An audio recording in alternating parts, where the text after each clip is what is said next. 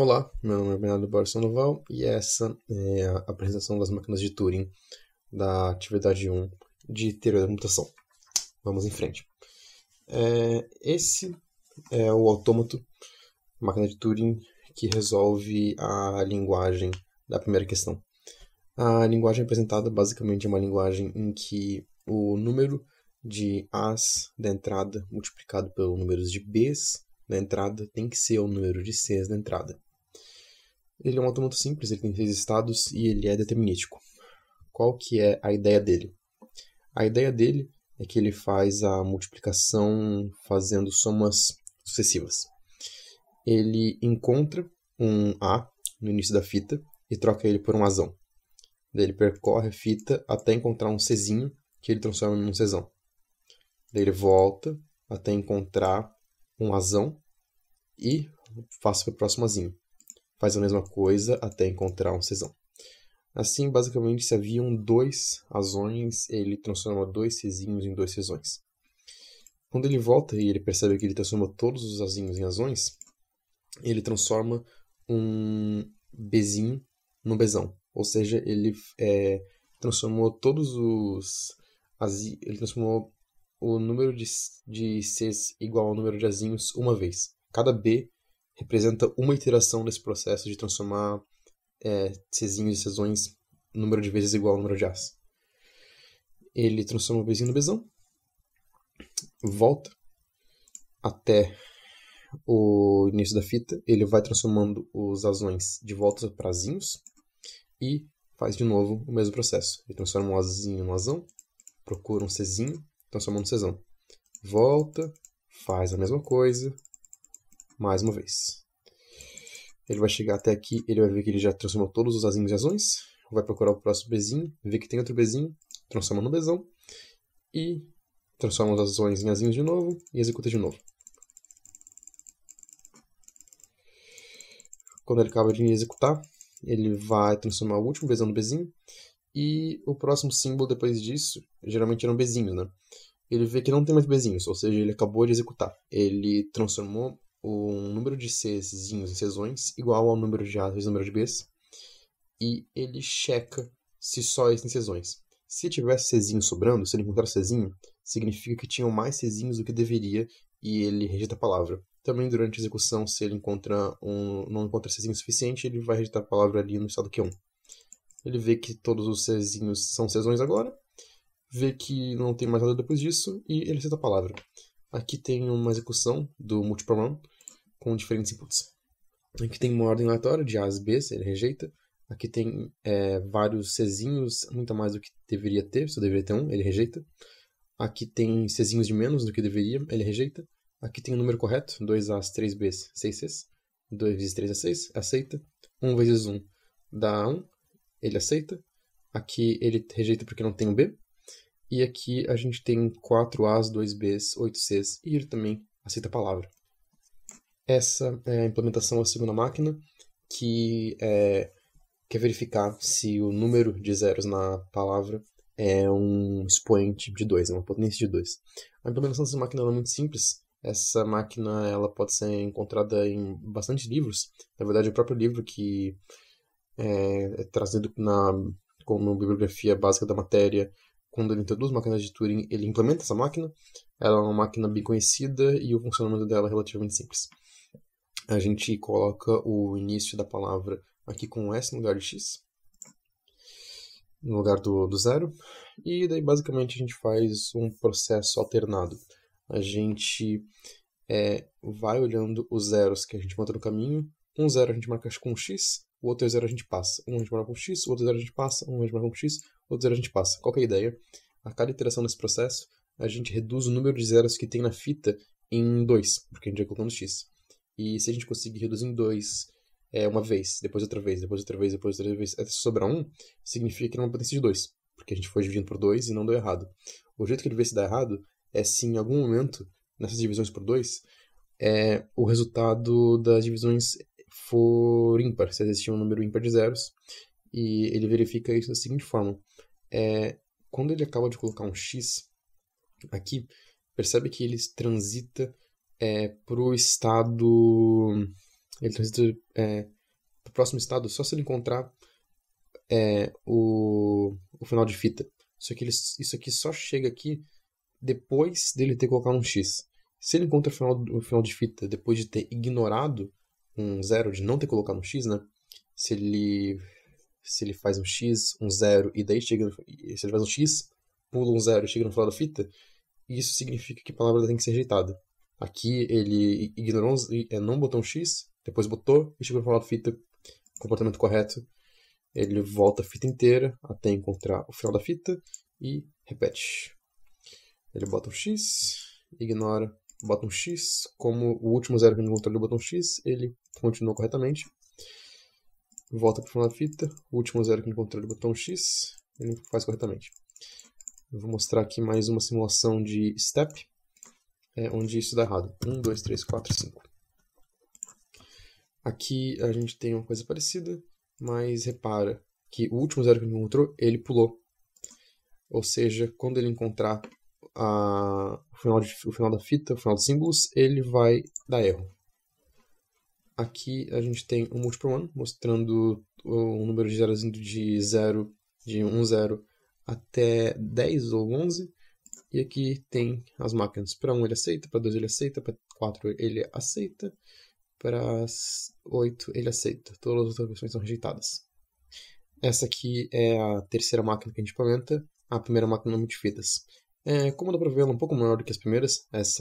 Ela é a maior das máquinas que eu implementei, porque sinceramente eu fui indo e acabou que ela ficou muito maior do que precisava. Porque a implementação dela, primeiro, ela é determinística. Ela não utiliza de determinismo, então ela acaba ficando um pouco grande demais e talvez ela não seja otimizada. Mas enfim, em contrapartida talvez do tamanho grande, a gente tem aqui um quesito artístico na máquina, né? Você vê aqui que você bota o trigo no funil, ele vem, passa pelo moinho e daí a farinha sai. Como é que ele faz aqui o processamento da nossa farinha? Qual que é a linguagem que é aceita, que é esperada por essa máquina? A gente está esperando linguagens do seguinte formato. A gente tem uma string de zeros e uns, como por exemplo 0, 1, 1, que vai ter ela normalmente, ela reversa de novo, e depois ela de volta. Como que essa máquina processa essa linguagem e vê se ela pertence ou não à linguagem? Bem, na primeira etapa, aqui o que eu chamei de funil, ela consiste em encontrar a metade da palavra. Ela faz isso trocando os zeros por A's e os uns por B's. Ela troca um símbolo no começo da fita, vai até o final da fita não, né, mas dos símbolos que estão na fita, e troca o símbolo. Ela fica fazendo isso até ela encontrar a metade da palavra. Encontrando a metade da palavra, ela faz o seguinte. Aqui ela encontrou a metade da palavra. Encontramos. A cabeça da fita está no início da segunda metade da palavra. Ela vai dar um passinho para trás e ela vai copiar a primeira metade da palavra. Ela vai copiar a primeira metade da palavra na segunda fita, trocando os A's por zeros de novo e os B's por uns. Então ela vai copiar, colocou, fim. Ela vê que ela colocou tudo e ela só encaixa de volta as fitas, para elas começarem no mesmo lugar. E daí agora a gente vai ter o moinho. O que o moinho faz? A primeira fita, ela tem a palavra agora, considerando uma equivalência de B's por uns e A's por zero, o reverso do W e o W. Enquanto a segunda palavra ela tem o W e o reverso. Basicamente a gente vai operar o mesmo algoritmo em ambas, que é o seguinte, a gente vai fazer a checagem se ela é simétrica. Por que você tem 4 loops aqui, né? Basicamente, se fosse só uma fita, você teria 2 loops. Você teria um loop checando se os símbolos exteriores são B's ou se os símbolos exteriores são A's. Como aqui tem 4 fitas, 2 fitas, a gente tem que fazer as 4 possibilidades. B's na primeira, zeros na segunda, B's na primeira, 1 na segunda, etc. Como é que ele faz? Ele vai verificar o primeiro símbolo, trocar pelo símbolo recíproco, e daí ele vai até o final da fita e vai ver o último símbolo da fita. Se o último símbolo da fita era equivalente, 1 equivale a B e A equivale a 0, ele vai apagar esses símbolos e vai voltar para repetir o processo. Se não fosse, ele só ia rejeitar a palavra, porque se isso não é simétrico, a palavra não pertence à linguagem. Ele vai voltar para o começo da fita, tum, pronto, e agora ele executa de novo. Agora ele faz o mesmo processo do B, A B, vai checar se é simétrico. Ele vai ver que o B equivale a 1 e o 1 equivale ao B. Vai apagar e vai até o final. Chegamos no final, a palavra ela vai ver que o próximo valor que ele ia checar se era simétrico é a fita vazia, ou seja, ele já checou a fita inteira, passa a próxima etapa. Agora aqui, como a gente apagou a simetria, a gente tem o W reverso e o W original. Agora ele vai só mexer a fita de cima até o final dela. Como esse aqui ele é o reverso desse, significa que todos os símbolos vão ter que ter equivalência. Então ele vê se esses dois símbolos têm equivalência, tem. Ele apaga os dois, passa para o próximo. Tem equivalência? Tem. Passa para o próximo. Tem equivalência? Tem. Passa para o próximo. Ele viu que não tem mais nada, ele chegou todos os símbolos e todos eram equivalentes. Ele encerra e ele cita a palavra. Aqui tem um teste para uma palavra que não pertence à linguagem. 01010101. Essa palavra, a gente vai encontrar metade dela e vai dividir ela nas duas fitas.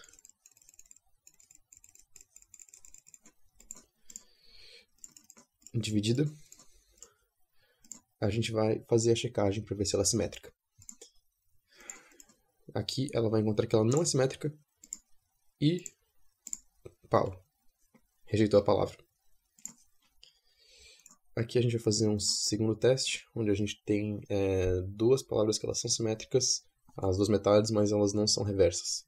Então aqui a gente vai ter 1, 2, 3, 4, 1, 2, 3, 4. A gente vai encontrar a metade da palavra, separar ela em duas fitas, e vai ter a checagem de simetria, e a checagem de simetria vai passar, porque de fato elas eram simétricas. Só que daí a gente vai chegar no final, e a gente vai fazer a comparação para ver se símbolos são equivalentes, e 0 não equivale a B. O B aqui ele é 1, né? E ele vai rejeitar a palavra. Assim o nosso querido moinho aceita as palavras devidas. Aqui nós temos a nossa próxima máquina, que ela é feita para reconhecer essa linguagem onde a gente tem vários Ws, que são composições de 1s e zeros em qualquer ordem, separados por cerquilhas. E se todos os Ws eles forem, desculpa, todos os X's, que são esses valores, esses strings entre as cerquilhas, forem todos diferentes, ele aceita a palavra, senão ele rejeita.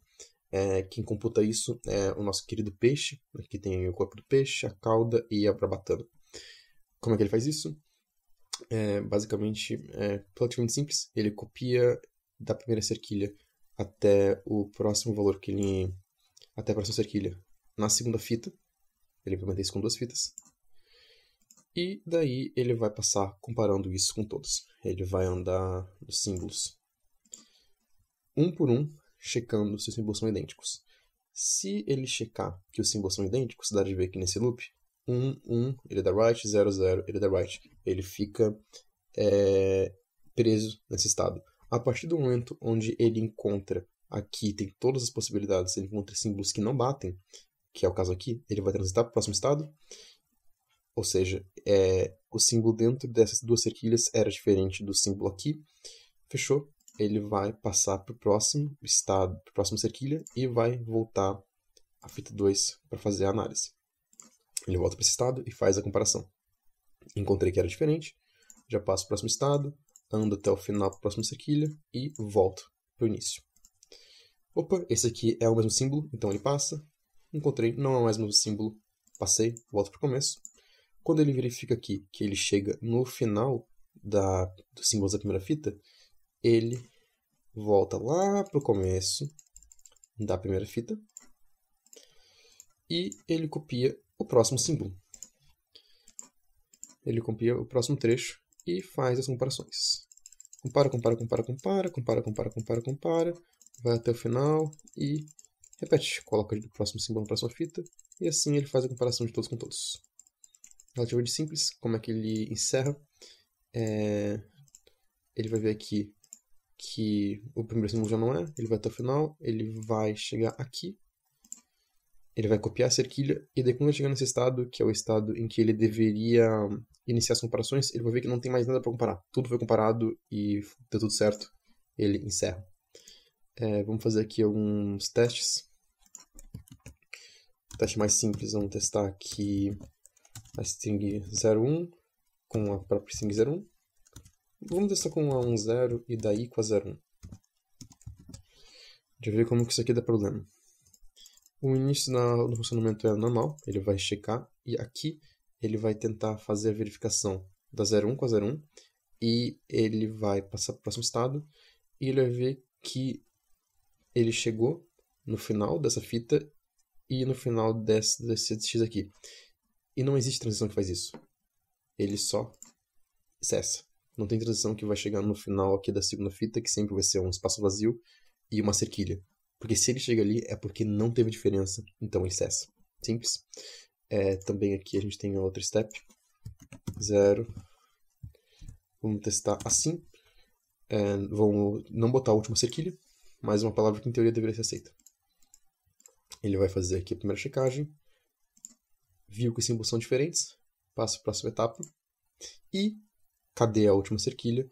A última cerquilha não existe. Esse estado aqui ele não está configurado para testar a próxima cerquilha. Crachei.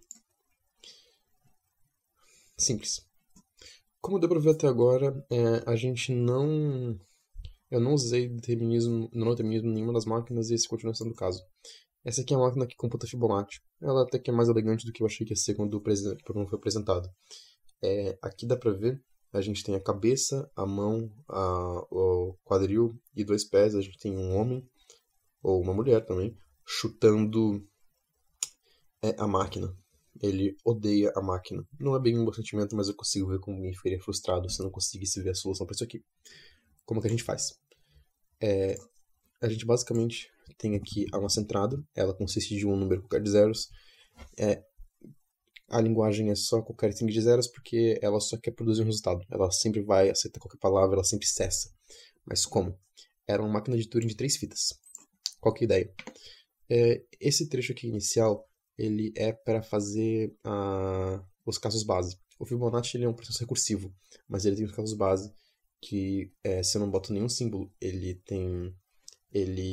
resulta em um na saída, e se eu boto só um, ele também bota um. Depois disso ele descobre por recursão. Se eu não tiver nada, se eu simplesmente tiver vazio, ele só aceita, e ele bota um 0 na saída que era 1, e se eu só tinha um símbolo também, ele bota 1 na saída e ele aceita. Mas isso não é interessante. O que ele faz? Ele coloca um valor 0 aqui na fita 2. E ele consome a entrada. Daí ele bota outro valor 0 na fita 2 e ele consome a entrada. Toda vez que ele consome a entrada, isso representa que ele está fazendo a próxima iteração, o próximo valor do processo Fibonacci. Aqui ele tem loop. Qual que é a ideia disso aqui? Qual que é a ideia dessa máquina? A gente tem essas duas fitas. Aqui ele vai consumir a entrada, ele vai ajustar as fitas e ele vai copiar tudo que tem na fita de baixo na fita de cima. Ele vai ver que ele acabou de copiar tudo que tinha, ele encerra e ele volta para o começo. E ele repete. E ele repete. E ele repete. Eu vou mostrar de novo. Basicamente a ideia é a seguinte. Aqui ele vai consumir a entrada e ele viu que ele chegou no final da primeira fita. Basicamente a ideia é que você tem essas duas fitas e você pega todos os zeros da fita 2 e dá append e bota no final da fita 3. E daí você pega os da fita 3 e bota na fita 2. E você fica botando de um na outra, de um na outra, de um na outra, de um na outra, até acabar todos os zeros. E daí a última fita que você bota coisa é só a resposta do Fibonacci. Então aqui ele chegou no final da fita, ele vai consumir a entrada e ele vai botar esse zero aqui. Desculpa, ele vai consumir a entrada. Agora ele vai consumir a entrada agora, imagino eu. Não, ele volta essa fita pro começo. E agora ele vai consumir a entrada. Ele viu que ele chegou no final da fita, ele ou toda a palavra, ele vai consumir a entrada, ele vai ajustar essa fita, e agora ele vai começar a botar todas as vezes que ele encontra o valor aqui, aqui. Ele vai colocar 1, 2, chegou no final da fita, do símbolo da fita, e ele vai voltar essa fita aqui. Ele volta essa fita, ele vai consumir a entrada e vai começar a copiar esses valores para cá. Colocou, colocou, colocou, fechou e repete. Quando ele encerra e ele vê que não tem mais símbolos aqui na entrada, ele vai na última fita, ele sabe qual fita ele estava operando, e ele só copia eles para a fita de saída. Quando ele acaba de colocar, ele cessa e o valor na fita de saída é a resposta. Então aqui a gente tem 5. O quinto, quando a gente bota o número 5 como entrada do Fibonacci, a resposta que a gente espera é o número 5. Então vamos lá. Ou não, na verdade eu não sei se era Fibonacci e na verdade é 8. Peço perdão. A máquina está correta, quem está errado estou eu. É o número 8. Vamos botar os primeiros casos um por um. Se eu não boto ninguém, ele cessa com 0. Se eu boto um símbolo, se eu boto 1, ele cessa com 1. Se eu boto 2, ele cessa colocando 2. Se eu boto 3, ele vai colocar 3? Acho que 3. Eu não tô pensando na máquina, eu tô pensando de cabeça. Ok? Se eu botar 4, daí sim, 1, 2, 3, 4. Ele bota 5. Se eu boto 5, eu já mostrei antes que eu botei 8. Se eu boto 6, ele vai botar, acho que 13. Mas o 6, 6 não é um símbolo de entrada, peço perdão. 1, 2, 3, 4, 5, 6. Aqui dá de ver bem a máquina fazendo esse processo. Ela copia o primeiro, nos primeiros não dá de ver tanto, mas depois dá de ver bem claro o que ela está fazendo. Aquilo que vai até o terceiro, a partir daqui fica bem claro que ela está fazendo esse processo de só colocar mais 3 ali no final. Volta. Agora coloca esses 5 no final dessa e vai alternando. Agora colocar esses aqui no final dessa. Acabei. Enfim, essa aqui é a máquina que computa Fibonacci. Por último, mas não menos importante, nós temos a máquina que computa o algoritmo de Euclides. É um dragão. Tem a cabeça aqui, as duas asas e o rabo. Ele vai jogar fogo. A cabeça dele deve ver que tem um círculo aqui para representar, que é o mais importante. Como é que ela opera? É bem simples. Ela é uma máquina de Turing de 2 fitas. Ela espera receber o seguinte. Ela espera receber um número representado como um número de zeros. Então, por exemplo, a gente vai botar o número... Pode ser 6, 1, 2, 3, 4, 5, 6, e o segundo número como um número de uns. Então eu vou botar 4. Na verdade, vamos botar, que tal 10? 1, 2, 3, 4, 5, 6, 7, 8, 9, 10. Primeiramente, ela percorre até o final dos zeros e copia o número de uns com os zeros para a segunda fita. Ajusta as fitas. Chegou no final, ela entra nesse processo de loop aqui e ela começa a percorrer as duas, elas começam no mesmo lugar e ela vai indo até o final, até ela encontrar um espaço vazio. Daí você tem 3 possibilidades. Primeira possibilidade, a fita de cima está com um símbolo vazio. Se a fita de cima está com um símbolo vazio, significa que ela é menor que a de baixo. Então a gente dá um passinho para o lado.